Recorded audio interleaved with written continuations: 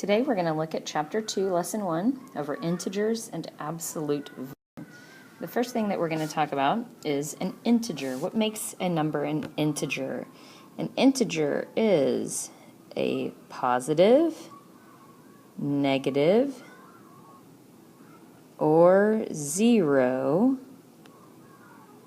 but it must have no decimal or fraction part that goes along with it. And how we normally represent our integers to show like the set of numbers is normally we write, for example, like -3, -2, -1, 0, 1, 2, 3, and we put dot, dot, dot, and we also put dot, dot, dot before. And that shows us this is our set of integers. All right, the next thing that we're going to talk about is absolute value. And the definition of absolute value, it is just the distance from 0 on a number line. And we'll do some examples in just a minute. All right, but remember when we talk about absolute value, it's never going to be a negative value because we can't say we have a negative amount of something. So distance can't be negative. So the absolute value, let me put a little example there. The absolute value of -3 is 3, and the absolute value of 5 is also 5. It's just how many spaces from 0.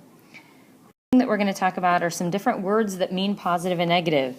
What I'd like for you to do is to pause the video for a minute and see if you can come up with some words that mean a positive integer and other words that might mean a negative integer. So pause the video and see if you can fill some in.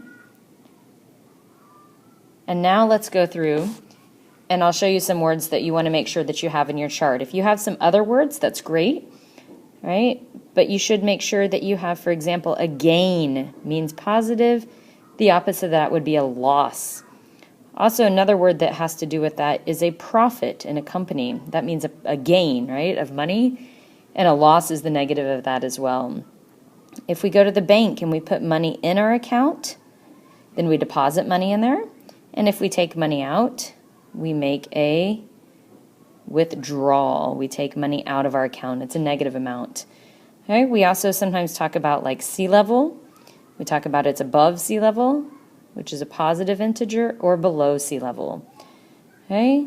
If we say that something is like more than the average or more than somebody else, would be positive, or obviously the opposite is less than. And then two more words that you probably have heard of, might not be too familiar, ascend and descend. And ascend means to go up, descend means to come down.